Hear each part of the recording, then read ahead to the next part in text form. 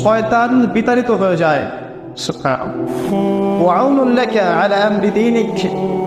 দীর্ঘ সময় চুপ থাকলে তোমার দিনের প্রতিটা কাজ করার ব্যাপারে আল্লাহ তোমাকে সাহায্য করবেন। বা দীর্ঘ নীরবতার ব্যাপারটা দিনের প্রতিটা কাজ করার ক্ষেত্রে তোমাকে সহযোগিতা করবে। আমি বললাম আমাকে আরো বাড়িয়ে দিন, আরো কিছু বলুন, আরো কিছু ওসিয়ত করুন। তিনি বললেন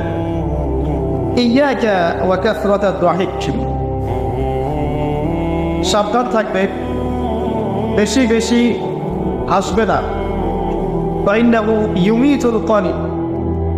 কারণ যারা অধিক পরিমাণে হাসাহাসি করে তাদের কলব মরে যায়, তাদের কলবের মৃত্যু ঘটে। এবং চেহারার মধ্যে নূর চলে যায়, চেহারায় কোনো জ্যোতি বা নূর থাকে না। কুলতু জিদনি ইয়া রাসূলুল্লাহ, ইয়া রাসূল সাল্লাল্লাহু আলাইহি ওয়াসাল্লাম আমাকে আরো বাড়িয়ে দিন, আরো কিছু ওসিয়ত করুন। এবার তিনি বললেন সাল্লাল্লাহু আলাইহি ওয়াসাল্লাম কুলিল হাক্কা ওয়া ইন কানা মুররান, সর্বদা সত্য কথা বলবে, সত্যের উপর থাকবে যদিও এটা অন্যের কাছে তিক্ত হয়। সত্য কথা বলবে যদিও এটা তিক্ত শোনায়। কত জিদনি ইয়া রাসূলুল্লাহ, তিনি বলছেন আমি বললাম হে আল্লাহর রাসূল আরো বাড়িয়ে দিন আমাকে। এবার নবীজি বললেন সাল্লাল্লাহু আলাইহি ওয়াসাল্লাম লা তাকাফ ফিল্লাহি লাউমাতা লাইম, আল্লাহর পথে কাজ করার ব্যাপারে বা আল্লাহর পথে চলার ক্ষেত্রে, আল্লাহর দ্বীন পালনের ক্ষেত্রে নিন্দুকের নিন্দার পরোয়া করবে না। আল্লাহর ব্যাপারে নিন্দুকের নিন্দার সমালোচনার পরোয়া করবে না। কুলতু জিদনি ইয়া রাসূলুল্লাহ, তিনি বললেন আমি বললাম যে আরো বাড়িয়ে দিন হে আল্লাহর রাসূল আমার জন্য। নবী করিম সাল্লাল্লাহু আলাইহি ওয়াসাল্লাম বললেন ক্বাল লিয়াজুসকা আলিন নাস মা তা'লামু মিন নাফসিক, যখন মানুষের ব্যাপারে তোমার নেগেটিভ কোনো মন্তব্য করতে হয় বা কারো ব্যাপারে যদি নিন্দা করতে চাও, এরকম ইচ্ছা জাগে মনের মধ্যে, তাহলে আগে চিন্তা করবে যে এই দোষটা তোমার মধ্যে আছে কিনা। অর্থাৎ নিজের নফসের খেয়ালটা তুমি আগে বেশি নেবে অন্যের নিন্দা করার আগে। রাওয়াহুল বাইহাকি, হাদিসটা এসেছে বাইহাকি শরীফের মধ্যে ফি শুআবুল ঈমান, এবং মিশকাতুল মাসাবিহের মধ্যে এসেছে হাদিসটা 414 এবং 415 পৃষ্ঠায়। অত্যন্ত চমৎকার একটা হাদিস। আজকে আমরা ইনশাআল্লাহ আযজা ওয়া জাল এই হাদিসটার উপরে সামান্য কিছু কথা বলে আমাদের আলোচনা শেষ করবো ইনশাআল্লাহ তাআলা। আবু যর রাদিয়াল্লাহু আনহু একজন বিশিষ্ট সাহাবী, আপনারা জানেন, যার ব্যাপারে নবী করিম সাল্লাল্লাহু আলাইহি ওয়াসাল্লাম বলেছিলেন আবু যর তুমি খুব নরম মানুষ, তাই কখনো দায়িত্ব চেয়ে নিও না, কারণ তোমার উপরে যদি 2 জন মানুষের দায়িত্ব দেয়া হয় তোমাকে যেন ছুরিবিহীন জবাই করে দেয়া হবে। আবু যর রাদিয়াল্লাহু আনহু খুব আধ্যাত্মিক নরম মনের মানুষ ছিলেন। তিনি নবী সাল্লাল্লাহু আলাইহি ওয়াসাল্লামকে খাস করে বলছেন, এটা আমভাবে নয়, আমি যেমন আমভাবে সবার উদ্দেশ্যে কথাগুলো বলছি কিভাবে আমভাবে নবীজি এই কথাটা তাকে বলেননি, বরং খাসভাবে বলেছেন, পার্সোনাল নাসিহাত, ইন্ডিভিজুয়ালি বলেছেন। তিনি বলছেন হে আল্লাহর রাসূল আমাকে কিছু নসিহত করো, কিছু ওসিয়ত করো। ওসিয়ত কি জিনিস? যেমন কেউ চলে যাওয়ার আগে ওসিয়ত করে, বাবা ইন্তেকাল করছে তার আগে ওসিয়ত করে, মাকে দেখিস, বোনদেরকে খোঁজ খবর রাখিস, সন্তানদের ব্যাপারে খোঁজ খবর রাখিস ইত্যাদি। ওসিয়ত করা মানে যে কথাগুলো আমরা অক্ষরে অক্ষরে পালন করতে চাই, প্রতিশ্রুতি ব্যক্ত করি, এরকম কথা কনভারসেশন। একটু চিন্তা করেন, নবী করিম সাল্লাল্লাহু আলাইহি ওয়াসাল্লাম যদি আপনাকে আমাকে খাস করে কোনো জায়গায় ডেকে নিয়ে কথাটা বলতেন কেমন হতো? মনে করেন নবী সাল্লাল্লাহু আলাইহি ওয়াসাল্লাম জীবিত আছেন বা আমরা তার সাক্ষাৎ পেয়েছি, আর আমরা কেউ একজন আমাদের মধ্যে গিয়ে থেকে বললেন ইয়া রাসূলুল্লাহ আমাদের কিছু নসিহত করেন, আমাকে খাস করে কিছু ওসিয়ত করেন, তখন এই ওসিয়তগুলো স্পেশাল হবে এবং আপনি আমি কখনোই চাইবো না জীবন চলে গেলেও এগুলোর কোনো একটা আমরা ছেড়ে দেই, তাই না? আবু যর রাদিয়াল্লাহু আনহু এই সুযোগটা নিয়েছেন। নবী সাল্লাল্লাহু আলাইহি ওয়াসাল্লাম বলছেন প্রথম যে ওসি ক্যাপিটাল আল্লাহ, আমি তোমাকে সর্বপ্রথম নসিহত করছি তুমি আল্লাহকে ভয় করবে। তাকওয়া কি জিনিস?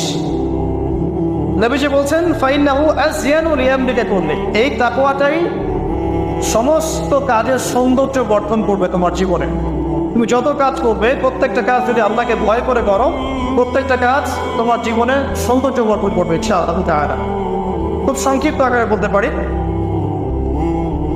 আল্লাহ রাব্বুল আলামিনের তাওহীদের সাথে কাউকে শরীক না করা, এক কথায় আল্লাহর সাথে শিরক না করার নাম তাকওয়া। ঠিক আছে? আল্লাহ এক, আল্লাহ অদ্বিতীয়, তিনি মহাবিশ্বের স্রষ্টা, আমাদের স্রষ্টা, সৃষ্টিকর্তা, পালনকর্তা, রিজিক দাতা, জীবন মৃত্যুর মালিক, বিধান দাতা। এই প্রত্যেকটা কনসেপ্ট আল্লাহর জন্য খাস করার নাম হচ্ছে তাওহীদ। আর এখানে যদি আমরা কাউকে সমকক্ষ দাঁড় করে তাহলে শিরক হয়ে যাবে। এই শিরকটা তিনভাবে হয়ে থাকে। মানুষ চিন্তার ক্ষেত্রে শিরক করতে পারে। কেউ যদি মনে করে মহাবিশ্বের কোনো স্রষ্টা নাই তাহলে শিরক করবে। কেউ যদি মনে করে স্রষ্টা আরও একজন আছে বা একাধিক আছে তাহলে শিরক করবে। কেউ যদি মনে করে যে আল্লাহ ছাড়া কেউ ইবাদত পাওয়ার যোগ্য, আল্লাহ ছাড়া অন্য কাউকে সেজদা করা যায়, নাউজুবিল্লাহ, আল্লাহ ছাড়া কেউ প্রয়োজন পূরণ করতে পারে, কেউ সন্তান দিতে পারে, কেউ কল্যাণ করতে পারে, কেউ অকল্যাণ করতে পারে ইত্যাদি, বা আল্লাহ ছাড়া কেউ বিধান দেওয়ার মালিক, এরকম কনসেপ্ট যার মনের মধ্যে আছে এটা হচ্ছে আকীদাগত শিরক বা চিন্তাগত শিরক। আমি কি বোঝাতে পারছি? 2 নাম্বার কাজের শিরক, যেমন কেউ যদি আল্লাহকে সিজদা না করে অন্য কাউকে সিজদা করে, কর্মগত শিরক করেছে। আল্লাহ পাকের হালালকে কেউ যদি হারাম করে নেয়, কর্মগত শিরক করেছে। আল্লাহ পাকের হারামকে কেউ হালাল করে নেয়, কর্মগত শিরক করেছে। আল্লাহর কাছে দোয়া না করে মৃত মানুষের কাছে দোয়া করে, শিরক করেছে। এগুলো কাজ করতে গিয়ে শিরক করেছে। ইভেন আল্লাহর নামে কসম না করে অন্য কারো নামে কসম করলেও শিরক হয়ে যায়। অনেক সময় আমরা হাতের মধ্যে রশি পড়ি, পাথর পড়ি, অনেক কিছুই পড়ি, আমাদের বিশ্বাস হয় এগুলো আমাদের উপকার করতে পারবে, অপকার করতে পারবে, তাহলে শিরক হয়ে যাবে। সন্তান আল্লাহ দেন, যদি আমরা মনে করি যে মাজারে গিয়ে দোয়া করলেই সন্তান পাওয়া যাবে, শিরক হয়ে যাবে। আর শিরক কেমন একটা পাপ, যে পাপটা আল্লাহ পাক তওবা ছাড়া মাফ করে না। মৃত্যুর আগে যদি তওবা করে মানুষ, ইনশাআল্লাহ আল্লাহ পাক মাফ করে দিবেন। যদি তওবা না করে মারা যায়, সম্ভাবনা বেশি এই ব্যক্তি জাহান্নামে যাবে, নাউজুবিল্লাহ। কারণ প্রত্যেক 1999 জন মানুষ জাহান্নামে যাবে যাদের আমলনামায় শিরকের পাপ থাকবে। আল্লাহ পাক সূরা নিসার মধ্যে বলেছেন, ইন্নাল্লাহা লা ইয়াগফিরু আন ইউশরাকা বিহি ওয়া ইয়াগফিরু মা দুনা যালিকা লিমান ইয়াশা। আল্লাহ পাক শিরকের গুনাহ ব্যতীত যে কোনো গুনাহ যাকে ইচ্ছা মাফ করতে পারেন, যে কোনো গুনাহ। আপনি জিনা করেছেন, সিজদা করেন, ফিরে আসেন, আল্লাহ মাফ করে দেবে ইনশাআল্লাহ। আপনি সুদ খেয়েছেন দীর্ঘদিন, সুদ থেকে ফিরে আসেন, দীর্ঘদিন মায়ের সাথে জিনা করেছেন সুদের মধ্য দিয়ে, তওবা করে ফিরে আসেন, আল্লাহ এখনই মাফ করে দেবে ইনশাআল্লাহ। আপনি খুন করেছেন মানুষকে, যদি আপনি চিন্তা করেন যে আমার এটা অপরাধ হয়েছে, আপনি তওবা করে খালেস হয়ে ফিরে আসেন, আল্লাহ মাফ করে দেবে ইনশাআল্লাহ। ব্যভিচার করেছেন, বিবাহিত হওয়ার পরেও জিনা করেছেন, এই ব্যক্তির কিন্তু পৃথিবীতে বাঁচার আসলে কোনো অধিকার নাই। তারপরেও যদি সে গোপনে তওবা করে ফিরে আসে রাতের অন্ধকারে, আল্লাহ চাইলে মাফ করে দেবেন ইনশাআল্লাহ। যে কোনো পাপ আল্লাহ পাক যাকে ইচ্ছা মাফ করতে পারে, শিরক ছাড়া। শিরক যদি তওবা না করে মারা যায়, বেশিরভাগ সম্ভাবনা হচ্ছে সে জাহান্নামে যাবে। আরেকটা ডেঞ্জারাস বিষয় হচ্ছে, শিরক করে মারা গেলে কবরে মান রব্বুক উত্তর দিতে পারবে না। যারা মান রব্বুকে উত্তর দিতে পারবে, নিঃসন্দেহে তারা কখনো শিরক করে নাই, আল্লাহ পাকের তাওহীদের উপরে ছিল। আমরা শিরকের অনেক কিছু বুঝি ঠিকই, আধুনিক একটা শিরক বুঝি না, আধুনিক শিরক। এটা যেমন আল্লাহ পাক যা নাজিল করেছেন, এখানে যে বিধানগুলো আছে এগুলোকে যদি কেউ ডিনাই করে বা এগুলোকে পাশ ফিরিয়ে অন্য কোনো বিধানকে বেটার মনে করে, আল্লাহর বিধানের চাইতে বেটার মনে করে বা সমকক্ষ মনে করে, এটাও শিরক। এটাও শিরক।